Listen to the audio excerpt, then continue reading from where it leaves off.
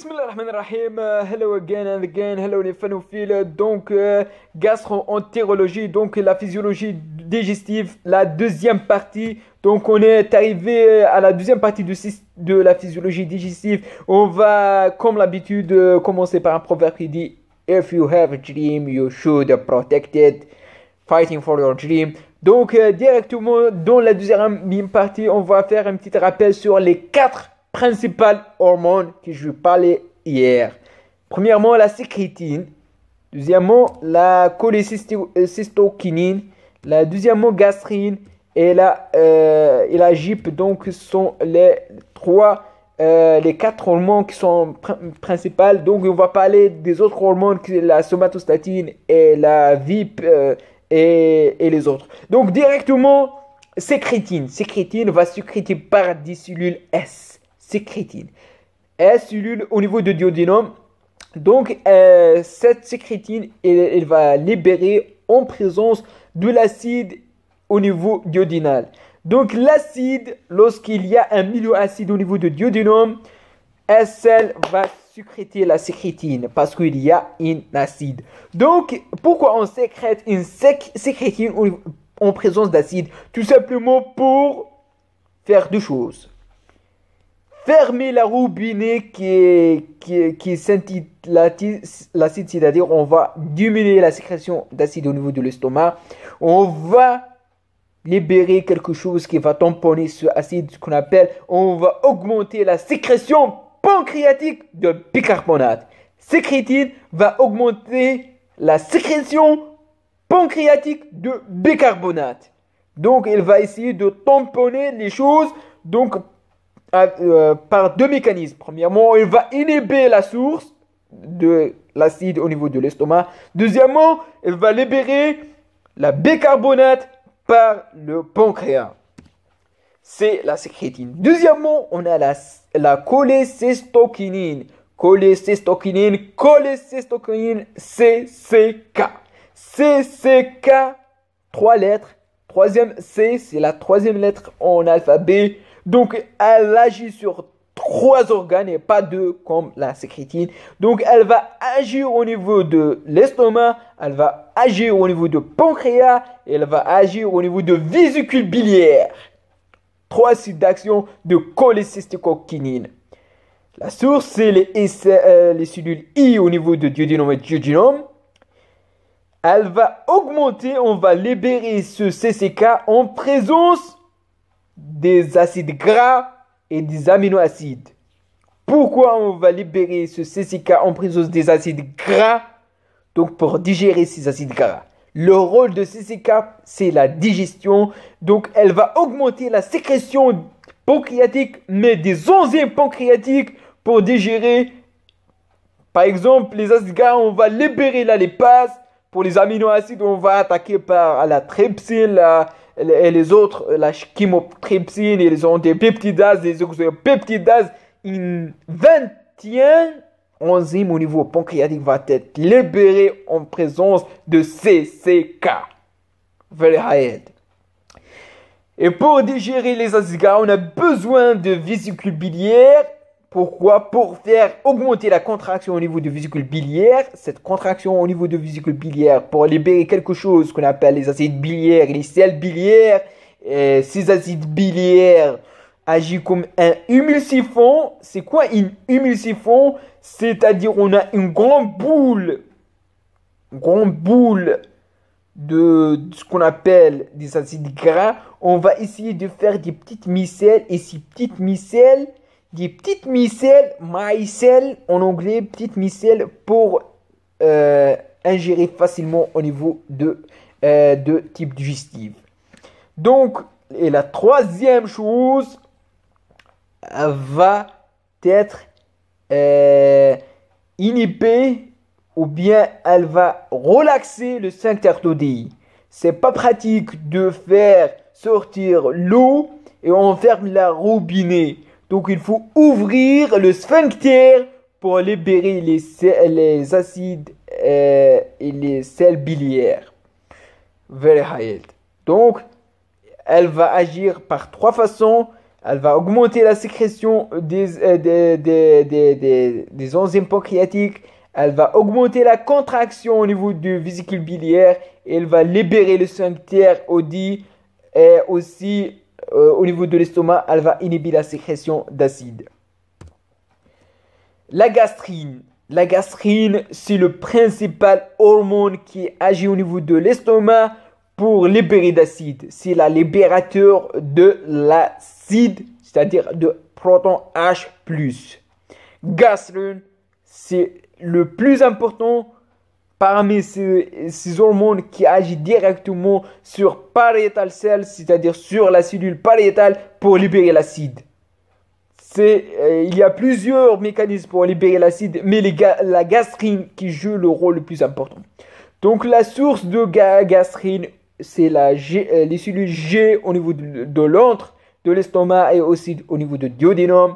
Elle va augmenter en cas de distension abdominale, c'est-à-dire lorsqu'on mange, notre abdomen est distendu, donc on a besoin d'acide, donc on va libérer l'acide.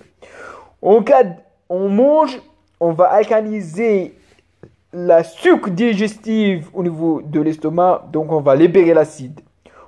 Lorsqu'on mange de protéines et de viande, qui n'est pas tout le temps ici en Algérie, donc lorsqu'on mange un repas plein de viande, des peptides, on va besoin d'un milieu acide pour activer la dégradateur des peptides, ce qu'on appelle la pepsinogène, pour faire la pepsine. Et la pepsine, il est très important pour la digestion des peptides. La stimulation vagale par la GRP, c'est-à-dire gastroenterolysine peptide. Donc, on sait tout que le système parasympathique représentant pas le nerf vague, c'est pour rest and digest, c'est-à-dire pour être à l'aise, pour manger après la dinde au ramadan. C'est ça qu'on a appris au niveau de pharmacologie en 3e année médecine. Donc le nerf vague, système parasympathique, elle va stimuler la libération de GRP, c'est-à-dire gastroenterolysine peptide, appelé aussi bombicine. Bombicine, c'est la même chose que GRP. Bombicine. Donc, quel est le rôle de ce gastrine? Tout simplement, on va faire deux choses. Va libérer l'acide et va augmenter la motilité intestinale pour dégrader les choses au niveau l'alimentation au niveau de l'estomac. Et aussi un petit rôle accessoire sur la growth, c'est-à-dire le développement de la mucus gastrique. GLP, glucose dependent acylotropic peptide ou gastric inhibitory peptide, comme leur nom indique, il va libérer par les cellules au niveau du duodénum. Et la régulation, on va augmenter la libération de GIP lorsqu'on mange du glucose ou bien des acides gras ou bien d'aminoacides, c'est-à-dire aminoacides, acides gras, glucose, c'est l'alimentation. Donc la présence de l'alimentation au niveau du duodénum va augmenter la libération de GIP pour faire deux choses. Pour augmenter la libération de l'insuline, j'ai fait un bêtise ici, donc pardon, c'est l'insuline, donc va augmenter la libération de l'insuline et elle va diminuer la sécrétion d'acide au niveau de l'estomac parce que les aliments sont au niveau du duodénum.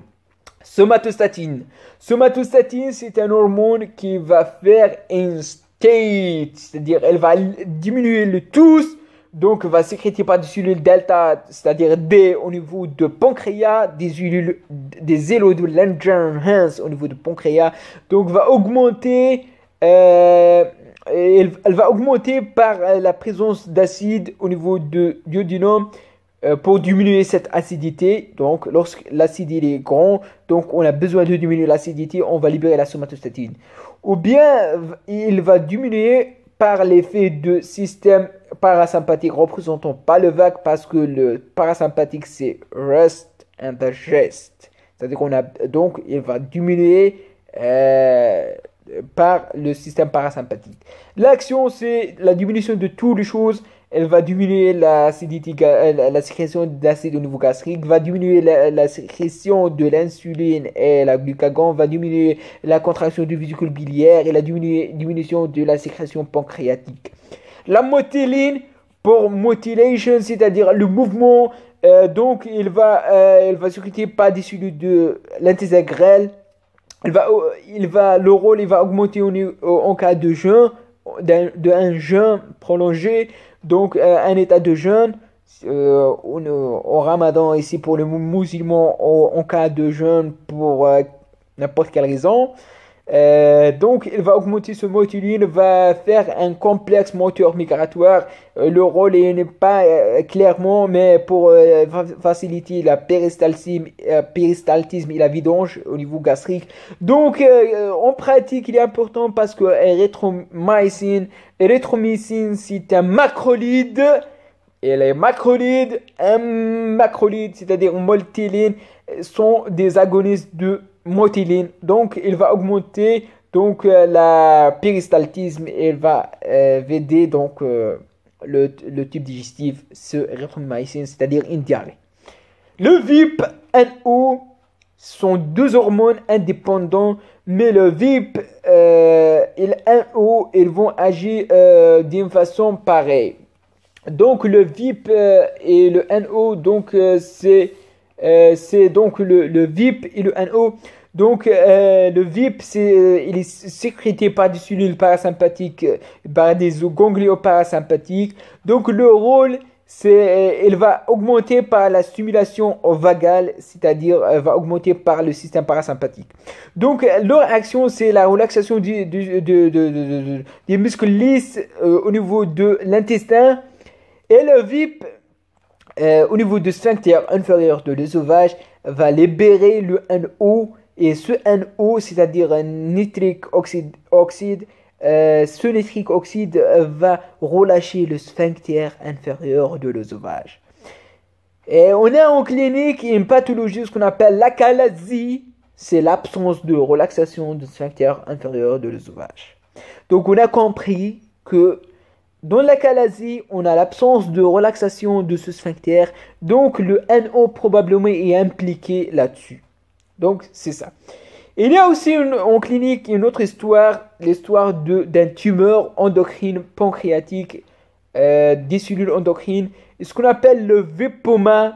Et cette VPOMA, c'est un tumeur dans leur fréquence après l'insulinome,